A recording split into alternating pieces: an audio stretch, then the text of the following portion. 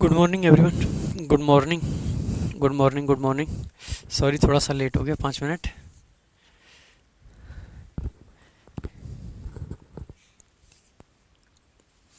सभी को good morning. कैसे हैं आप सब?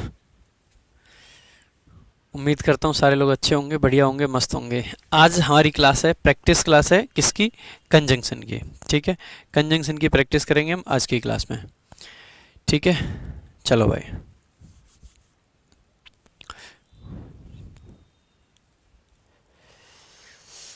स्टार्ट करते हैं यहाँ से। ये एसएससी एमटीएस का आया हुआ क्वेश्चन है रिसेंटली। इसका आंसर करेंगे। क्या होगा आंसर? जो बच्चे जुड़ गए जल्दी जल्दी आंसर करेंगे। चलो भाई, सारे लोग बढ़िया होंगे, मस्त होंगे, अच्छे से पढ़ाई लिखाई कर रहे होंगे, ऐसी उम्मीद रखता हूँ मैं।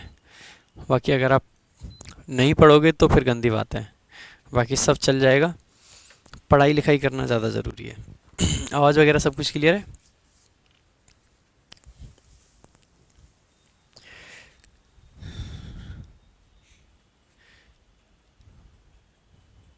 हाँ, बुबई घोष ले लिया आपका नाम। चलो जल्दी आंसर करेंगे भाई। पहला क्वेश्चन है आपका, the thing about anger is that it can either been a helpful emotion और अ डिस्करेजिंग वन।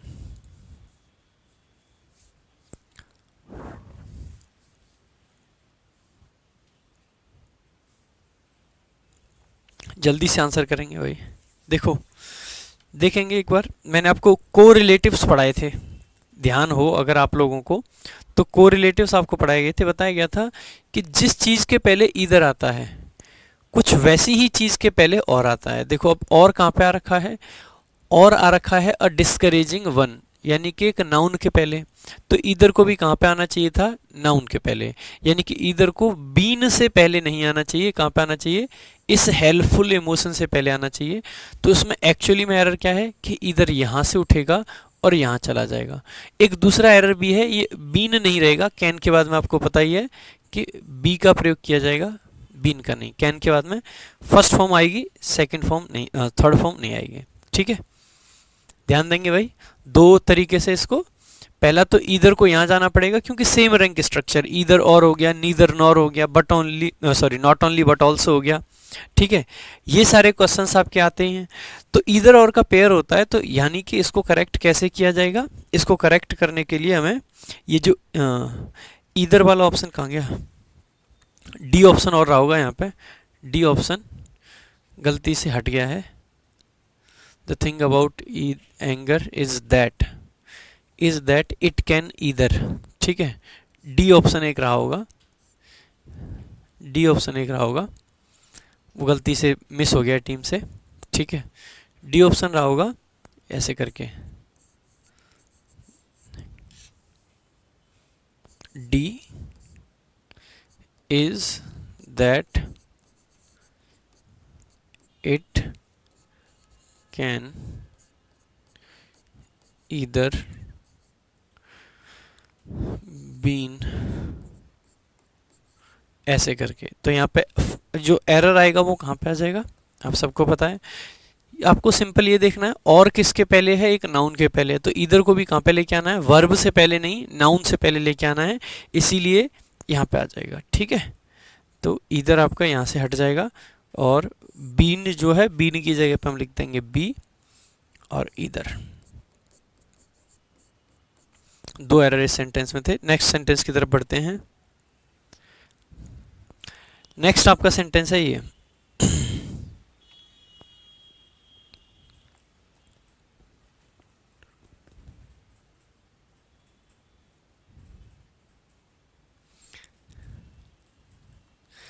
ठीक है। देखो, neither she nor I am going to take part in the debate competition.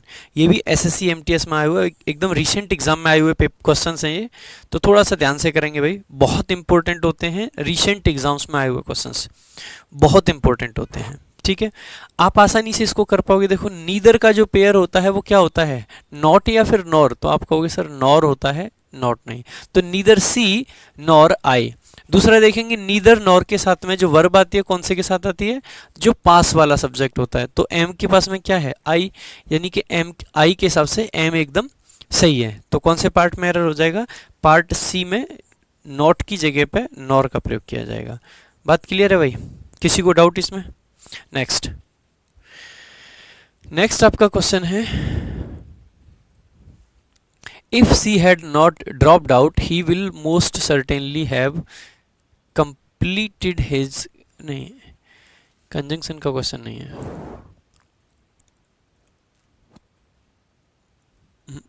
Conditional, जैसे मैं ऐसे लिख के दे देता हूँ ना शॉर्ट में, ऐसे कंजंक्शन को ये और कंडीशनल को ये, जैसे जब भी लिखना हो कोई क्वेश्चन को कैटेगराइज करना हो, ठीक है, तो हम ऐसे करके लिख के दे देते हैं।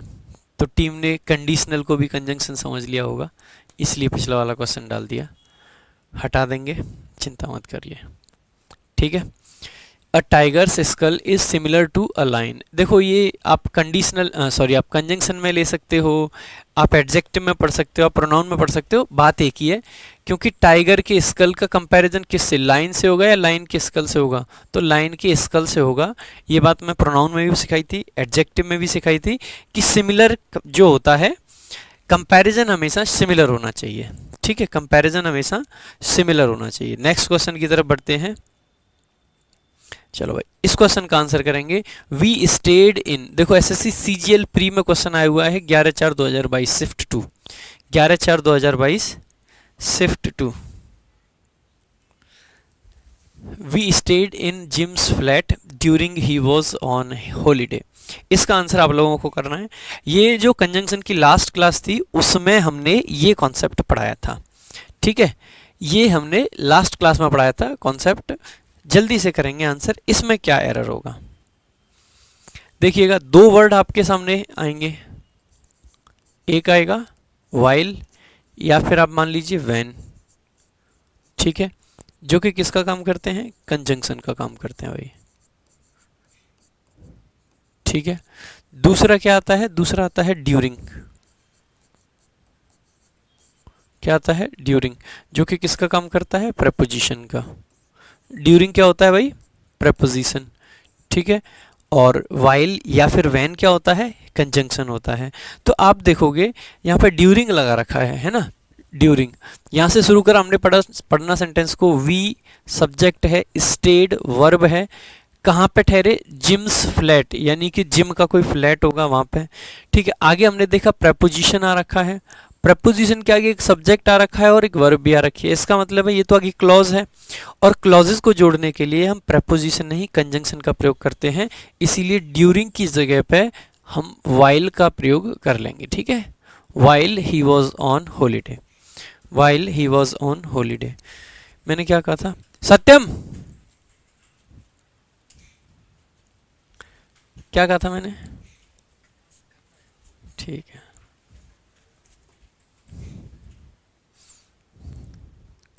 चाय पी लो टीम सुबह सुबह गुस्सा दिला रही है मेरे को।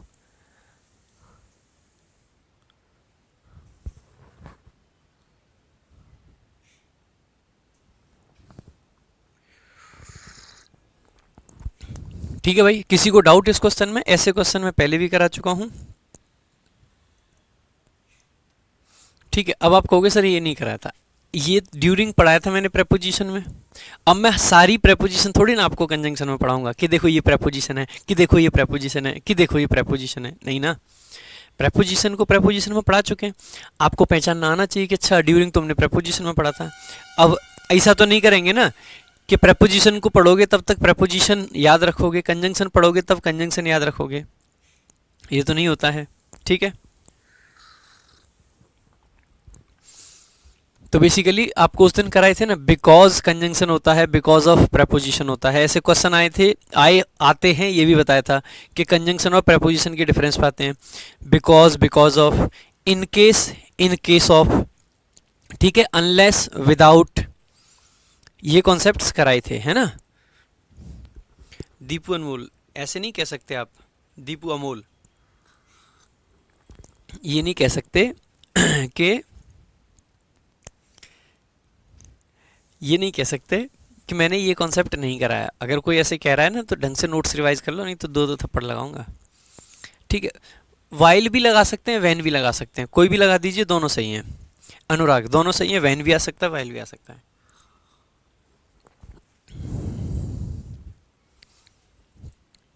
No sooner did the child start crying then the mother hugged him.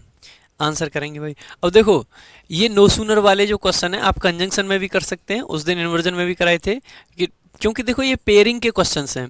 अब पेयरिंग आप इन्वर्जन से मान लीजिए वहां पे कि नो सूनर इन्वर्जन में पढ़ते हैं, या फिर कंजंक्शन से मान लीजिए।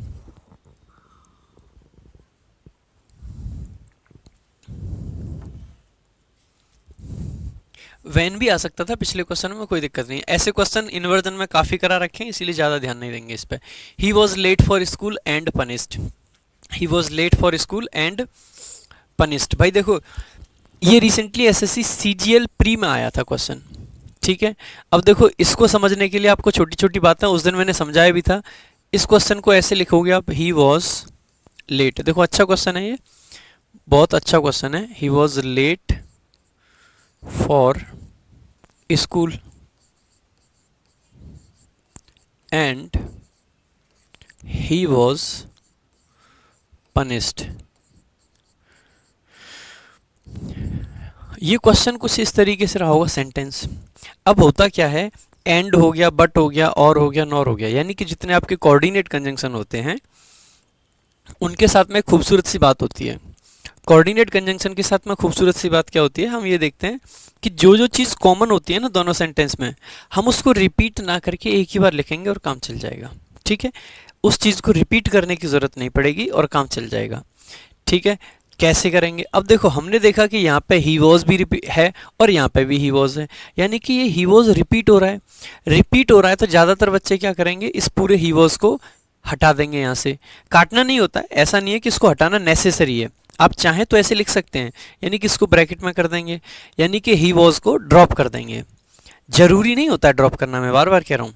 ठीक है, जरूरी नहीं होता है ड्रॉप करना, लेकिन आपने यहाँ पे एक बात भूल गए। देखो ये लेट क्या होता है भाई, एडजेक्टिव होता है कि नहीं होता है? ठीक है, और ये वॉज क्या होता है भाई, ये वॉज आपका क्या होता है, हेल्पिंग, सॉरी यहाँ पे ये एडजेक्टिव है तो ये मेन वर्ब का काम करेगा, लिंकिंग वर्ब है। यहाँ पे देखेंगे पनिश एक वर्ब होती है, उसकी वर्ब की थर्ड फॉर्म क्या होती है, पनिश्ड, यानी कि ये V3 है, यानी कि यही यहाँ पे मेन वर्ब है। अगर ये मेन वर्ब है तो ये वॉज क्या है, हेल्पिंग वर्ब। एक बात बताओ, ये वॉज हेल्पिंग वर्ब है, ये वॉज मेन वर्ब है, तो क्या मैं ये कह दूं कि ये दोनों वॉज सेम हैं? ये तो नहीं कह सकते। ये तो तब कह सकते थे कि दोनों ही केस में वॉज क्या होता, हेल्पिंग वर्ब होता। जैसे कि यहाँ पे देखिएगा हमने लिखा ही was beaten by goons. Goons का मतलब होता है एक तरीके से हिंदी में कहें तो गुंडे। ठीक है, एंड टेकन टू हॉस्पिटल। अब देखिएगा ये जो सेंटेंस मैंने लिखा है दूसरा वाला, मैं शायद क्लास में समझाया भी होगा आपको, ये सेंटेंस भी वैसे ही है जैसे ऊपर वाला है, यानी कि ये स्टार्टिंग में कुछ ऐसे रहा होगा, he was beaten by goons, है ना, and he was taken to hospital. देखिएगा एक बार, ठीक है, देखिएगा एक बार। अब इसमें हो क्या रहा है ये बात समझिए। जैसे हमने देखा ही यहाँ पे सब्जेक्ट है, वॉज यहाँ पे हेल्पिंग वर्ब है, बीटन यहाँ पे वर्ब की थर्ड फॉर्म है। ऐसे ही यहाँ पे सब्जेक्ट है, वॉज यहाँ पे हेल्पिंग वर्ब है और टेकन वर्ब की थर्ड फॉर्म है। क्योंकि हमने देखा ही और वॉज दोनों जगह पे आ रखा है, तो हम क्यों ना इसको हटा ही दें, क्यों लिखना है हमको। ठीक है, मैं ये नहीं कह रहा हूँ कि लिख के गलत हो जाएगा, लिख के अगर आप रखोगे तो भी सही है, लेकिन बेटर क्या रहता है कि हम हटा के चलें, क्योंकि रिपीटेशन हमको नहीं करनी होती है। अब यहाँ पे मैं इस वॉज और ही दोनों को हटा पा रहा हूँ, क्यों? क्योंकि यहाँ पे ये मेन वर्ब है, ठीक है, और ये हेल्पिंग वर्ब है। यहाँ पे भी ये मेन वर्ब है और ये हेल्पिंग वर्ब है। तो हम देख पा रहे हैं कि वॉज यहाँ पे भी हेल्पिंग वर्ब है और वॉज यहाँ पे भी हेल्पिंग वर्ब है। अगर वॉज दोनों जगह पे हेल्पिंग वर्ब है, इसका मतलब हम सीधा सा ये कह सकते हैं कि आपका ये कॉमन है। अगर कॉमन है तो ड्रॉप कर सकते हैं। लेकिन यहाँ देखिएगा, यहाँ पे वॉज क्या है, मेन वर्ब, और यहाँ पे वॉज क्या है भाई, हेल्पिंग वर्ब। क्या मैं ऐसा कर सकता हूँ कि यहाँ की हेल्पिंग वर्ब और यहाँ की मेन वर्ब इन दोनों को सेम कह दूँ? नहीं कह सकते, सेम नहीं कह सकते। अगर सेम नहीं कह सकते ना तो इसको हटा नहीं सकते, इसीलिए यहाँ से सिर्फ और सिर्फ हम ही को हटा सकते हैं। अगर सिर्फ ही को हटा सकते हैं, इसका मतलब है वॉज हमारा रहना जरूरी है, और यहाँ पे हमको लिखना पड़ेगा एंड वॉज पनिश्ड। ठीक है, ऐसे क्वेश्चंस अब तक नहीं आते थे। CGL 2021 में आया है, तो हो सकता है आगे भी आए। ठीक है, हो सकता है आगे आए। अब ऐसे क्वेश्चंस में कई जगह पर लोग आपको क्या एक्सप्लेनेशन देंगे कि भाई रिजल्ट है एंड की जगह पर सो आएगा। एंड ठीक है, एंड ठीक है, सो होता वो भी सही होता, लेकिन एंड भी ठीक है। लेकिन एक्चुअल जो एरर है ना, वो ये वॉज वाला है, ना कि एंड वाला। ठीक है, नेक्स्ट चलते हैं भाई आगे, अगले क्वेश्चन पे। I asked my friend where had he learned to dance so well. इसका आंसर करेंगे सारे बच्चे। ये भी देखो अगेन, SSC CGL प्री 19/4/2022 को आया हुआ है, यानी कि CGL में ही आया हुआ है। जल्दी से करेंगे, जल्दी से बताएंगे क्या होगा आंसर, जल्दी से। I asked my friend where had he learnt to dance so well. I asked my friend where had he learnt to dance so well. ज़्यादातर बच्चों ने सही आंसर दिया, नो डाउट। लेकिन मैंने फिर से, पता है, मुझे पता है कि मैंने क्लास में ये समझा रखा है, लेकिन फिर से इसलिए समझाया है क्योंकि जितनी बार आप चीज़ों को सीखोगे, आप खुद से तो रिवाइज करोगे नहीं, बड़े बदतमीज हो रखे हो, है ना। तो मैंने सोचा मैं रिवाइज करा देता हूँ कॉन्सेप्ट को, इसीलिए। ठीक है, नेक्स्ट आ जाते हैं। आई आस्क्ड माई फ्रेंड। देखो, आई आस्क्ड किससे पूछा? My friend. I asked what, क्या पूछा? आंसर किसका चाहिए भाई? व्हाट का आंसर चाहिए। किसका आंसर चाहिए? व्हाट का आंसर चाहिए। और व्हाट का आंसर आप सब जानते हैं क्या होता है, ऑब्जेक्ट होता है कि नहीं होता है? व्हाट का आंसर क्या होता है? ऑब्जेक्ट।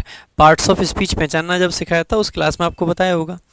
ठीक है, तो व्हाट का आंसर क्या होता है? ऑब्जेक्ट होता है। अगर व्हाट का आंसर ऑब्जेक्ट होता है तो ऑब्जेक्ट क्या होता है? या तो नाउन होता है या प्रोनाउन। तो हमने मान लिया यहाँ पे नाउन रहा होगा। तो ये जो पूरी क्लॉज है ये किसका काम कर रही है? ऑब्जेक्ट का काम कर रही है। ठीक है, किसका काम कर रही है? ऑब्जेक्ट का। अगर ये क्लॉज ऑब्जेक्ट का काम कर रही है, ये क्या है? पूरी क्लॉज है, ऑब्जेक्ट का काम कर रही है, तो कौन सी क्लॉज रही होगी? Noun clause. कौन सी क्लॉज रही होगी? Noun clause. और ध्यान रखिएगा, नाउन क्लॉज कभी भी, नाउन क्लॉज कभी भी इंटेरोगेटिव सेंटेंस में नहीं आ सकती है, मतलब इंटेरोगेटिव फॉर्म में नहीं आ सकती है।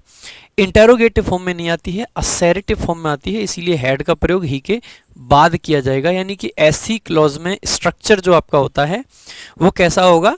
असर्टिव स्ट्रक्चर होगा, यानी सब्जेक्ट पहले आएगा, फिर हेल्पिंग वर्ब, फिर मेन वर्ब। बहुत सारे बच्चे क्या करते हैं, इस चीज़ को समझने के लिए थोड़ा सा दिमाग ना लगाना पड़े, दिमाग लगाने से बचने के लिए बच्चों ने एक ट्रिक निकाल रखी है कि जब भी इंटेरोगेटिव सेंटेंस आएगा तो बीच में नहीं आएगा, स्टार्टिंग में आएगा। आप में से कितने लोगों ने इस बात को इस तरह से याद कर रखा है कि इंटेरोगेटिव सेंटेंस के बीच में नहीं आता है, स्टार्टिंग में आता है? एक बार बताइएगा, कितने लोग ऐसे हैं जिन्होंने इस चीज़ को इस तरीके से याद किया है? ठीक है, बताइए एक बार, कितने लोगों ने ऐसे याद किया है? लेकिन मैं फिर बता रहा हूँ, उस तरीके में फंसने के चांस रहते हैं। लेकिन ये जो तरीका है ना कि भाई व्हाट का ऑब्जेक्ट व्हाट है, व्हाट का रिप्लाई ऑब्जेक्ट होगा, ऑब्जेक्ट का मतलब जगह पे क्या आएगा? कोई नाउन वगैरह आएगा। अगर नाउन आएगा तो इसका मतलब है नाउन क्लॉज है, और नाउन क्लॉज कभी भी इंटेरोगेटिव में नहीं आती है, कभी भी इंटेरोगेटिव फॉर्म में। नाउन क्लॉज क्या, कोई भी सबऑर्डिनेट क्लॉज इंटेरोगेटिव फॉर्म में नहीं आएगी। ठीक है, यहाँ पे लिख लेना subordinate clause, subordinate clause interrogative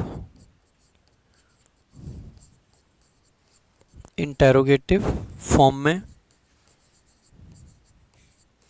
नहीं आती। बताइए कितने बच्चों ने ऐसे रट रखा है?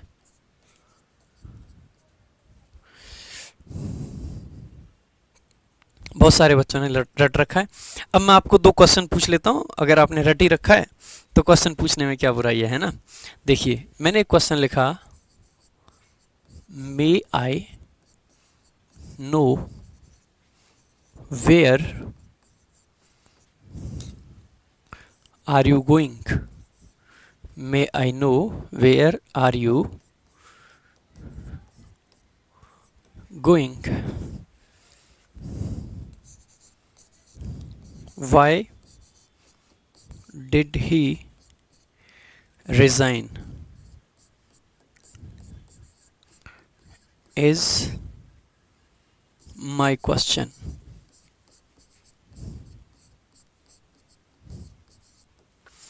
दो क्वेश्चन आपके सामने हैं, आपको दोनों सेंटेंसेस को करेक्ट करके बताना है, ठीक है?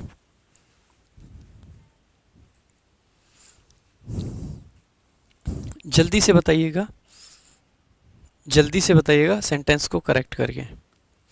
दो सेंटेंस आपके सामने हैं, may I know where are you going. Next sentence है why did he resign is my question, is my question.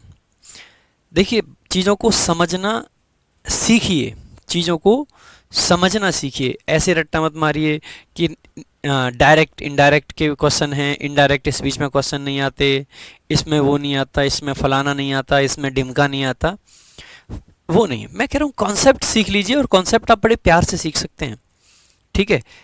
अगर ये दो क्वेश्चन आप समझ पाओ ना, तो बहुत अच्छे तरीके से आपका कॉन्सेप्ट क्लियर हो जाएगा, ठीक है? देखिए एक बार समझते हैं। मैं कह सकता हूँ मे, जो कि एक मॉडल होता है, यानी कि ये हेल्पिंग वर्ब है, कह सकता हूँ कि नहीं? ठीक है, अगर ये हेल्पिंग वर्ब है तो मैं ये कहूँगा ये सब्जेक्ट है, ठीक है? नो आपकी मेन वर्ब है। May I know, may I know what, मैं क्या जान सकता हूँ? मे आई नो व्हाट, क्या जानने की कोशिश कर रहा हूँ? व्हाट, क्या जानने की कोशिश कर रहा हूँ भाई। यानी कि मैं कहूँगा व्हाट का रिप्लाई ऑब्जेक्ट होगा, होगा कि नहीं? ऑब्जेक्ट होगा तो इसका मतलब है नाउन रहा होगा। अब देखो, ये जो पूरा है यही व्हाट का है, रिप्लाई है। मे आई नो, क्या जानना चाहते हैं, तो ये पूरा का पूरा क्या है? ऑब्जेक्ट है, ठीक है? ये पूरा का पूरा क्या है? ऑब्जेक्ट है, ठीक है? अगर ये पूरा का पूरा ऑब्जेक्ट है, ऑब्जेक्ट आपका हमेशा आप सब जानते हैं कि नाउन होता है, ठीक है? और ये तो पूरा क्लॉज है, तो हम कह देंगे ये कौन सा क्लॉज है? नाउन क्लॉज है, कह देंगे कि नहीं भाई? कौन सा क्लॉज है? नाउन क्लॉज है। अगर ये नाउन क्लॉज है तो क्या आप इसको इंटेरोगेटिव फॉर्म में लिख सकते हो? अभी बताया था कि सबऑर्डिनेट क्लॉज कभी भी इंटेरोगेटिव फॉर्म में नहीं आते हैं। इसका मतलब है यहाँ पे आर नहीं आएगा। आर कहाँ पे आएगा? यहाँ पे। तो where you are going, may I know where you are going. बात क्लियर है भाई? समझ आई बात? यानी कि रट्टा नहीं मारना है। कुछ लोग इसको ऐसे रटते हैं, एक सेंटेंस में दो इंटेरोगेटिव नहीं आते हैं, डबल इंटेरोगेटिव हो तो पीछे वाले को इंटेरोगेटिव मत छोड़िए, आगे वाले को ये कर दीजिए, बीच में इंटेरोगेटिव मत लगाइए। मैं कह रहा हूँ कॉन्सेप्ट से समझोगे ना तो चीज़ें आसान भी रहेंगी और लंबे टाइम तक टिकेंगी भी, साथ साथ में आपको आगे के लिए भी कॉन्फिडेंस देंगी। देखिए next question, Y did he resign is my question. उसने रिजाइन क्यों किया, ये मेरा क्वेश्चन है। यहां से मैंने सेंटेंस को पढ़ना शुरू करा। वाई आपका इंटेरोगेटिव वर्ड है, बहुत सही बात है। डिड आपका क्या है? हेल्पिंग वर्ब है, बहुत सही बात है। ही आपका सब्जेक्ट है। हेल्पिंग वर्ब यहाँ रखी है, इसके बाद में डिड के बाद में मेन वर्ब कौन सी आएगी? वर्ब की फर्स्ट फॉर्म आएगी, बहुत सही बात है। ठीक है, अब आपने देखा स्टार्टिंग में तो इंटेरोगेटिव आ सकता है, सही बात है। आगे आ गया इज। गलती यहीं पे हो गई। जैसे ही आपने ये इज देखा, इज आया, एक बात बताओ, हम हमेशा क्या देखते हैं? आपको मैंने बचपन से एक ही बात तो सिखाई है। क्या सिखाई है? कि भाई साहब जहाँ पे वर्ब आएगी इसका मतलब है कोई सब्जेक्ट भी रहा होगा कि नहीं? भाई इज माई क्वेश्चन, हमने कहा इज माई क्वेश्चन, मैंने कहा what is my question, what is my question, मेरा क्वेश्चन है क्या? Is my question, is my question. इस इज माई क्वेश्चन के लिए सब्जेक्ट हमको चाहिए कि नहीं चाहिए? बताइए, इस इज माई क्वेश्चन के लिए हमको सब्जेक्ट चाहिए या नहीं चाहिए? तो आप कहोगे सर बिल्कुल सब्जेक्ट तो चाहिए। अगर इसके लिए मुझे सब्जेक्ट चाहिए तो है सब्जेक्ट क्या? क्या रिजाइन इज माई क्वेश्चन? नहीं, रिजाइन तो वर्ब है, ये सब्जेक्ट कैसे बन सकता है? क्या ही इज माई क्वेश्चन? क्या वो बंदा मेरा क्वेश्चन है? जी नहीं, वो बंदा भी मेरा क्वेश्चन नहीं है। क्या मैं कहूँ वाई माई क्वेश्चन है या डिड मेरा क्वेश्चन है? इस इज के लिए ये जो पूरी बात कही है इज माई क्वेश्चन, इसके लिए आपको क्या चाहिए भाई? सब्जेक्ट तो बताओ, इसका सब्जेक्ट है क्या? What is my question? मेरा क्वेश्चन आखिरकार है क्या? मेरा क्वेश्चन पता है क्या है? पूरा सब्जेक्ट देखो ये है, this is the whole subject. Why did he resign? उसने रिजाइन क्यों किया? ये पूरी बात मेरा सब्जेक्ट है। कह सकता हूं कि नहीं? यानी मैं कह सकता हूं कि ये जो है ये आपका क्या है? प्रेडिकेट है। ठीक है, प्रेडिकेट आपको पता ही, प्रेडिकेट क्या होता है? वर्ब के बाद का सारा हिस्सा प्रेडिकेट कहलाता है। तो ये क्या रहा होगा? सब्जेक्ट। पूरा का पूरा सब्जेक्ट ये है। अगर ये सब्जेक्ट है तो एक बात बताइए, सब्जेक्ट क्या होता है? कोई ना कोई नाउन ही होता है कि नहीं? सब्जेक्ट क्या होता है? नाउन होता है कि नहीं भाई? नाउन होता है। अगर सब्जेक्ट नाउन होता है, लेकिन ये तो नाउन नहीं है, ये तो पूरी क्लॉज है। अगर ये पूरी क्लॉज है तो मैं क्या कहूँगा कि ये क्लॉज कौन सी रही होगी? नाउन क्लॉज रही होगी कि नहीं? ये तो क्या है? क्लॉज है। अगर ये क्लॉज है तो ये कौन सी क्लॉज रही होगी? नाउन क्लॉज रही होगी। और अभी आपसे कहा था कि नाउन क्लॉज कभी भी इंटेरोगेटिव में नहीं आते हैं। इसका मतलब है ये इंटेरोगेटिव नहीं बन सकता। इस सेंटेंस को हमको लिखना होगा why he resigned. Why he resigned. Why he resigned is my question. उसने रिजाइन क्यों किया, ये मेरा क्वेश्चन है। ठीक है, उसने रिजाइन क्यों किया, यही तो मेरा क्वेश्चन है। बात समझ आई? देखो कितने आसानी से मैंने बड़े प्यार से आपको समझा दिया।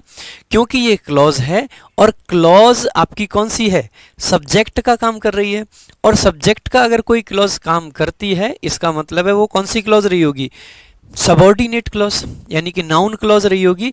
अगर वो नाउन क्लॉज रही होगी, इसका मतलब है उसमें इंटेरोगेटिव स्ट्रक्चर आ ही नहीं सकता है। ठीक है, देखिए एक सेंटेंस और लिख दूं, एक दो ऐसा। चलो एक दो सेंटेंस और बताना।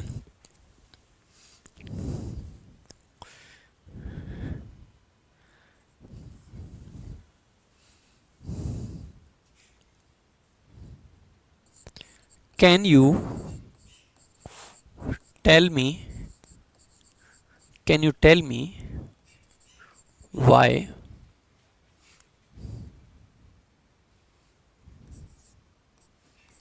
डिड यू पनिश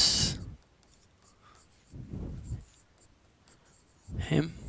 पहला क्वेश्चन। दूसरा,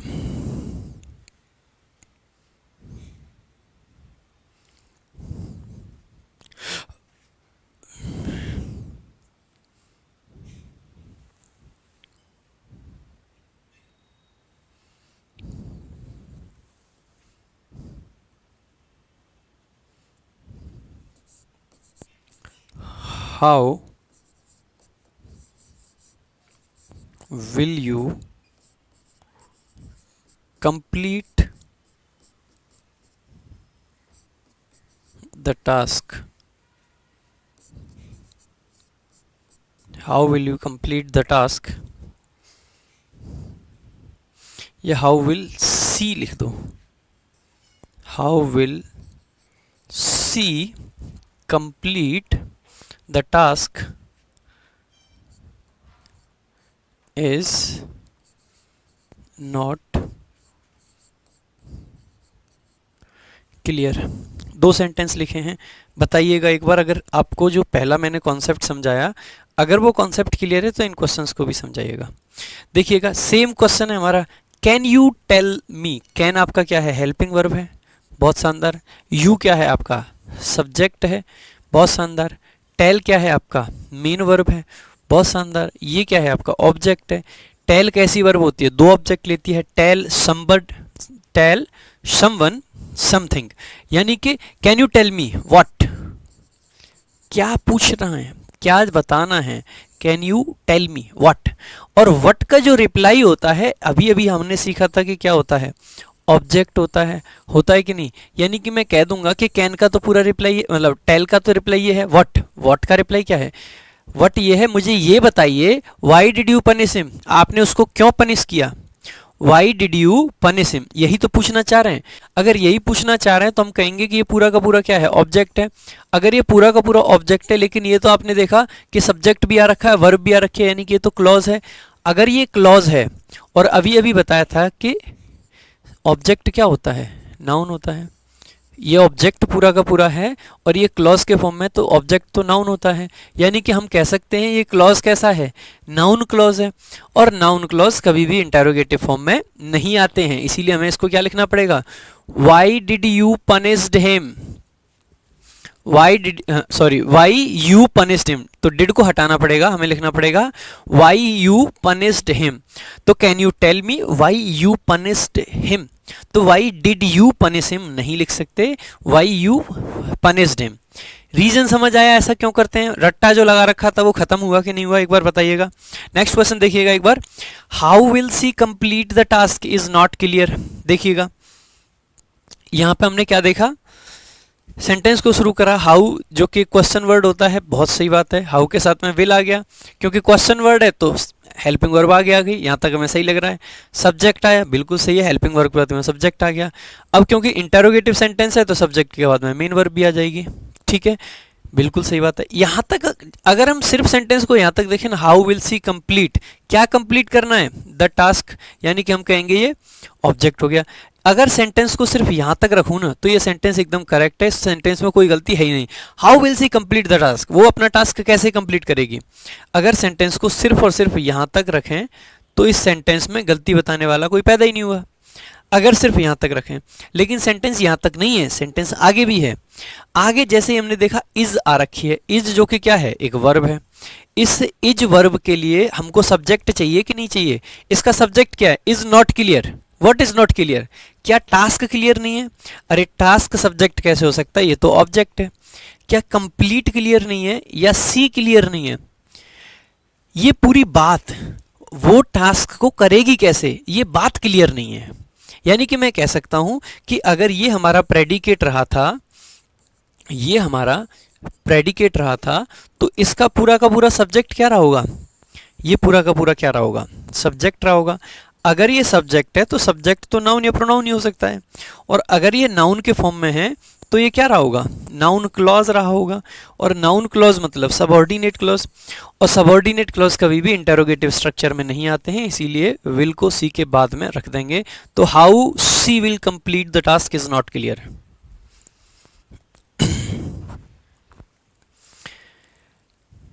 कोई ऐसा जिसको डाउट आ रहा हो इस कॉन्सेप्ट में अभी भी, देखिए क्लियर कर लेना, आसानी से समझा दिया है, बहुत अच्छे तरीके से। देखो लॉजिकल तरीके से समझने का मजा ही अलग है, रट्टा मार के ट्रिक मार के बैठ जाओ ना, वो चीज़ें यूट्यूब तक तो अच्छी लगती हैं कि ट्रिक बता दी।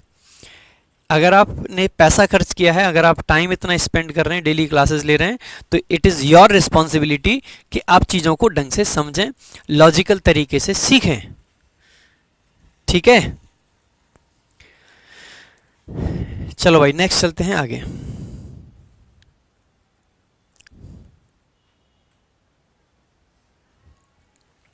Alex picked up the boxes quite easily even they were heavy. Alex picked up the boxes quite easily. देखो अगेन एसएससी सीजीएल प्री 20/4/2022, क्योंकि सारे के सारे लेटेस्ट क्वेश्चन आपको कराए जा रहे हैं, तो आप देख सकते हैं आप इजीली देख सकते हैं कि किस तरीके से आपके क्वेश्चन आते हैं एग्जाम में। और आजकल काफ़ी क्वेश्चन आ रहे हैं कंजंक्शन से, ठीक है।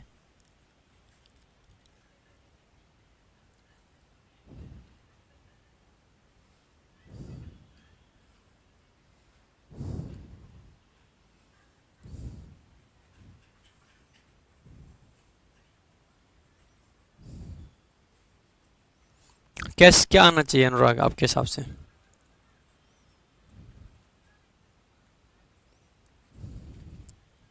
देखिएगा Alex picked up the boxes, देखो यहाँ से सेंटेंस को पढ़ना शुरू करेंगे। भाई ये वाली हैबिट डालिए जो मैं आपको बार बार बता रहा हूँ, एलेक्स सब्जेक्ट है, पिक्ड वर्ब है, पिक्ड देखा जैसे ही कि ईडी वाली वर्ब है, यानी कि सेकंड फॉर्म रही होगी, यानी कि सेंटेंस पास्ट में। यहीं से तुरंत अपने माइंड में ये सारी चीजें माइंड में घूमनी चाहिए साथ साथ में। जैसे जैसे आप सेंटेंस को पढ़ रहे हैं ना, तुरंत ये चीजें माइंड में घूमनी चाहिए। एलेक्स पिक्ड, पिक्ड अप आपकी है पूरी फ्रेजल वर्ब हो जाती है। क्या पिकअप किया उसने? बॉक्सेस, ये आपका क्या हो गया? ऑब्जेक्ट हो गया। How, Alex picked up the boxes, how, easily, यानी कि ये एडवर्ब है। एक एडवर्ब को एम्फेसाइज करने के लिए दूसरा एडवर्ब आ सकता है, यानी कि क्वाइट आपका क्या है? एक और एडवर्ब है। आगे हमने देखा इवन भी आपका एडवर्ब होता है, ध्यान दीजिएगा, इवन क्या होता है? एडवर्ब, ठीक है। दे हमने देखा क्या है? सब्जेक्ट है। वर हमने देखा कि क्या है? आपकी वर्ब है। एक बात बताइएगा, सब्जेक्ट भी आ रखा है और वर्ब भी आ रखी है। अगर दोनों आ रखे हैं, एक आगे सब्जेक्ट वर्ब है, एक पीछे सब्जेक्ट वर्ब है, दो क्लॉज हो गई। दो क्लॉज को जोड़ने के लिए एक कंजंक्शन चाहिए या नहीं चाहिए? आप कहोगे बिल्कुल चाहिए। अगर चाहिए, इसका मतलब है आपको दो लगाना पड़ेगा। क्या लगाना पड़ेगा? दो, कॉन्ट्रास्ट दिखाने के लिए। यहाँ कहा गया है आसानी से उठा लिया, यहाँ कहा गया है हैवी थे। दोनों कॉन्ट्रास्टिंग बातें हैं कि नहीं? एक साइड में हम कह रहे हैं कि बॉक्सेस बहुत हैवी थे, एक साइड में हम कह रहे हैं कि बहुत आसानी से उठा लिया। कॉन्ट्रास्ट दिखाने के लिए क्या यूज करते हैं? ठीक है, दो का यूज करते हैं। तो यहाँ पे दो लिखिए, या फिर आप इवन दो भी लिख सकते हैं। इवन दो भी हम यूज कर लेते हैं भाई, इवन दो हम यूज कर लेते हैं एम्फेसाइज करने के लिए, ठीक है। तो दो लिखिए या इवन दो लिखिए, लेकिन सिर्फ इवन नहीं आ पाएगा। इवन क्योंकि एडवर्ब होता है, हमको कंजंक्शन चाहिए, तो दो आपका कंजंक्शन होता है, या ऑल दो आपका कंजंक्शन होता है, या फिर इवन दो भी लिख सकते हैं, जो कि कंजंक्शन का ही काम करता है, ठीक है। अगर ऑल दो लिखोगे तो ऑल दो के सामने इवन नहीं लिख सकते, ध्यान देंगे भाई। इवन को हम कहां लिख सकते हैं? इवन दो, ठीक है। कभी कभी क्वेश्चन में ऐसे करके दे देगा इवन ऑल दो, ठीक है। ये सही है, लेकिन ये गलत है। ऑल दो के पहले कभी भी हम इवन का प्रयोग नहीं करते हैं, ध्यान देंगे। ऑल दो के पहले कभी भी हम इवन का प्रयोग नहीं करते हैं। वैसे अगर आप देखोगे मीनिंग वाइज, तो दो बराबर ऑल दो, इन दोनों का मीनिंग सेम रहता है। बस ध्यान यही रखेंगे कि ऑल दो के पहले इवन नहीं लगा सकते। तो अगर आप इवन लगा के लिख रहे हो तो सिर्फ दो लिखना, अगर आप इवन नहीं लगा रहे हो तो आपकी मर्जी है, ऑल दो लिख सकते हो और दो भी लिख सकते हो। Next, they had hardly completed half of the work then. आपको अभी इन्वर्जन में बड़े डिटेल में पढ़ के आ रहे हैं इन चीजों को, कि हार्डली का पेयर देन नहीं व्हेन होता है, ठीक है। Next, this dog seems to be very ferocious, otherwise it is harmless. This dog seems to be very ferocious. देखो आप, सीजीएल मीन्स में आया हुआ क्वेश्चन है भाई, ठीक है। सीजीएल मीन्स में आया हुआ क्वेश्चन है। इवन को हटा के ऑल दो आ सकता है, हमने कब मना किया है? बिल्कुल आ सकता है, ठीक है। नेक्स्ट, दिस डॉग, देखो फेरोसियस का मतलब होता है एक तरीके से खतरनाक सा, ठीक है, जो कि डरावना टाइप का हो, मतलब सामने वाले को डराए, ठीक है। हम कह सकते हैं कि ये फेरोसियस है, यानी कि कोई चीज़ फेरोसियस है, डरावनी है, नेगेटिव है। और आगे हम कह रहे हैं कि इट इज़ हार्मलेस, यानी कि पॉजिटिव चीज़ है। पॉजिटिव और नेगेटिव का दो कॉन्ट्रास्टिंग चीज़ें हैं, दो कॉन्ट्रास्टिंग चीज़ें हैं। यहाँ पे कोई वार्निंग नहीं है। कोई चीज़ अगर हार्मलेस है तो it is not a warning, ठीक है। यहाँ पे जस्ट हमें कंट्रास्ट दिखाना है। अगर कंट्रास्ट दिखाना है तो अदरवाइज का प्रयोग नहीं किया जाएगा। किसका प्रयोग करोगे आप? दो या फिर ऑल दो का प्रयोग करोगे। दो या फिर ऑल दो, या फिर इवन आप बट भी लगा सकते हो, ठीक है। आप सिंपल बट लगा दोगे तो भी काम चल जाएगा, क्योंकि कॉन्ट्रास्ट को दिखाने के लिए बट भी लगा देते हैं। तो हम लिखेंगे this dog seems to be very ferocious but it is harmless. लगता है फेरोसियस लेकिन है हार्मलेस, ठीक है। और एल्स नहीं लगाएंगे। और एल्स कब लगाते हैं बच्चा? जब हम कहें कि अगर ऐसा ना किया तो ये कुछ हो जाएगा, जहां पे कुछ ऐसा डरावना टाइप का हो, जहां पे कुछ चेतावनी टाइप में हो, जहां पे हम किसी को कॉशन दे रहे हों, यानी कि जब किसी को चेतावनी दे रहे हों। लेकिन किसी चीज का हार्मलेस होना क्या चेतावनी हो सकती है? नहीं हो सकती यार। कोई हार्मलेस है, ये किस चीज की चेतावनी है? ठीक है। और एल्स हम तब यूज करते हैं जब हमें ये कहना हो कि या तो ये कर लो नहीं तो ये हो जाएगा, नहीं तो वाले सेंस में, ठीक है। नेक्स्ट क्वेश्चन की तरफ बढ़ते हैं भाई आगे। Scarcely had I started reading, वही स्कार्सली वाले मैं आपको ऑलरेडी काफ़ी सारे करा चुका हूँ, तो स्कार्सली का पेयर क्या होता है? देन नहीं, व्हेन होता है। क्या होता है? व्हेन होता है। नेक्स्ट क्वेश्चन की तरफ बढ़ते हैं।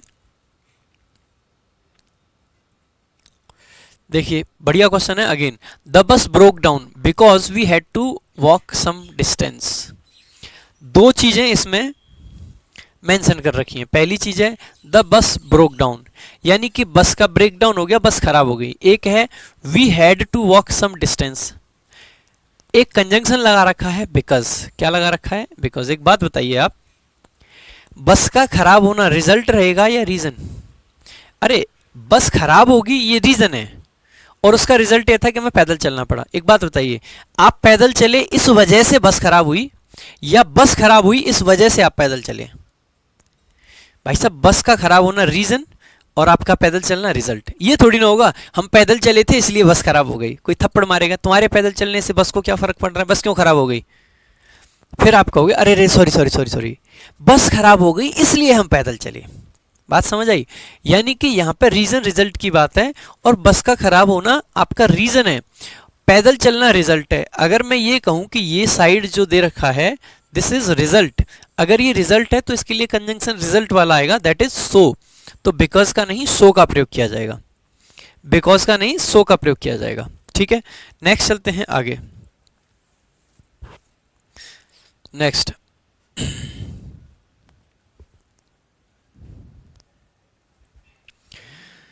ये देखिए एक बार, until I was still a little weak, until I was still a little weak I decided to walk home from the metro station. Again देखो मीनिंग वाला एरर है, आपको कंजंक्शन का मीनिंग पता होना चाहिए। मीनिंग वाला एरर है, until I was still a little weak I decided to walk home from the metro station. देखिए हमने कहा कि बेशक मैं थोड़ा सा कमजोर फील कर रहा था, लेकिन फिर भी मैंने मेट्रो स्टेशन से घर तक पैदल आना उचित समझा। मेट्रो स्टेशन से एक साइड तो आप कह रहे हो कि आप कमजोर लग रहे हो, एक साइड कह रहे हो कि पैदल चल के आ रहे हो। दो क्या हैं? कॉन्ट्रास्ट की बातें हैं या कंडीशन है? कॉन्ट्रास्ट की बात है। क्या कोई टाइम की बात है? नहीं। क्या कोई कंडीशन की बात है? नहीं। ना तो कोई कंडीशन है ना ही कोई आपका टाइम है। टाइम का मतलब ही नहीं है। यहां पे हम कह रहे हैं कि दो चीजें भिन्न भिन्न चीजें हैं, दो विपरीत चीजें हैं, दो विपरीत चीजें हैं। अगर दो विपरीत चीजों की हम बात कर रहे हैं, दो विपरीत चीजों की बात कर रहे हैं, तो हमको दो या फिर ऑल्दो लगाना पड़ता है, ना कि अंटिल। तो हम क्या लगा देंगे? दो बेशक, आई was still a little week, मैं थोड़ा सा वीक था, फिर भी मैंने ये डिसाइड किया। अनलेस जो लगा रहे हैं दो दो थप्पड़ मारूंगा सबके, बस अंटिल देखा नहीं कि अंटिल की जगह पे अनलेस लगा दो, हैं बदतमीज। अंटिल को देखते ही पागल मत हो जाइए कीजिए कि अंटिल आ गया तो फिर नॉट आ जाएगा, नॉट आ जाएगा या फिर अनलेस आ जाएगा। ये कौन सी बात हुई? और लास्ट सेंटेंस में इन ऑर्डर दैट इसलिए नहीं आएगा क्योंकि इन ऑर्डर दैट क्या दिखाता है? पर्पस दिखाता है, ना कि रिजल्ट। दाऊद पिट जाएगा, ठीक है, वहां पर रिजल्ट है, पर्पस नहीं है। बात समझ आई भाई? और जो जो गलत बोल रहे हैं ना, दो दो थप्पड़ लगाऊंगा, सच बता रहा हूं। डी आपका आंसर आप सही करके चले आओगे पेपर में, लेकिन कल को इंप्रूवमेंट का क्वेश्चन आ गया फिर क्या करोगे?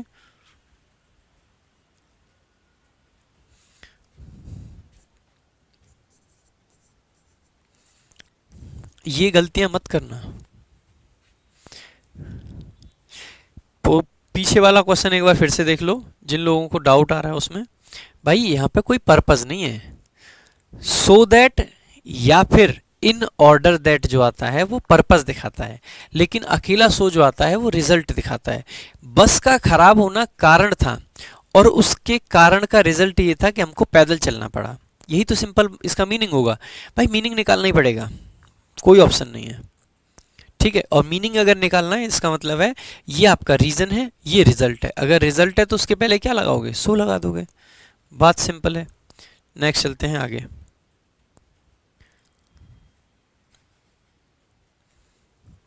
Not with standing we were all busy that weekend we had to cancel the outing.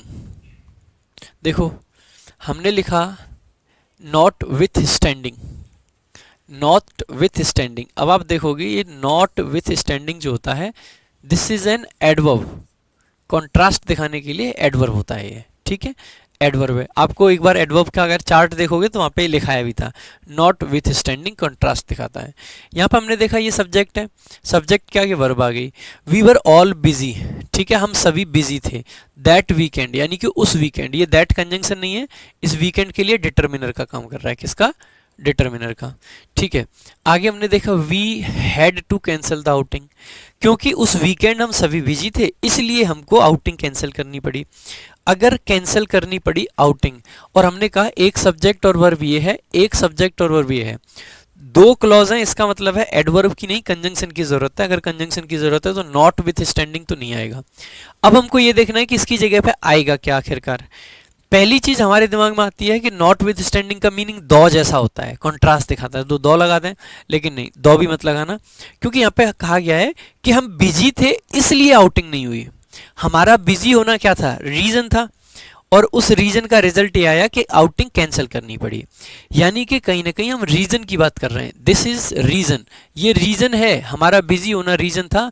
अगर रीजन है तो हम जनरली क्या लगा देते हैं, एज, तो as we were busy, as we were all busy that weekend, तो एज या फिर बिकॉज का यूज कर लोगे आप, तो एज लगा दिए, ठीक है भाई। आज के लिए इतना ही रखते हैं, आगे कल कंटिन्यू करेंगे, कल भी प्रैक्टिस क्लास चलेगी अभी, ठीक है। अभी काफ़ी क्वेश्चंस इसमें रह जाते हैं, तो कल भी प्रैक्टिस क्लास चलेगी। सारे बच्चे रिवीजन करके आएंगे और ढंग से रिवीजन करके आएंगे, ढंग से रिवीजन करके आएंगे, ठीक है। तो आज के लिए इतना ही, मिलते हैं नेक्स्ट क्लास में। थैंक यू सो मच, जय हिंद, जय भारत।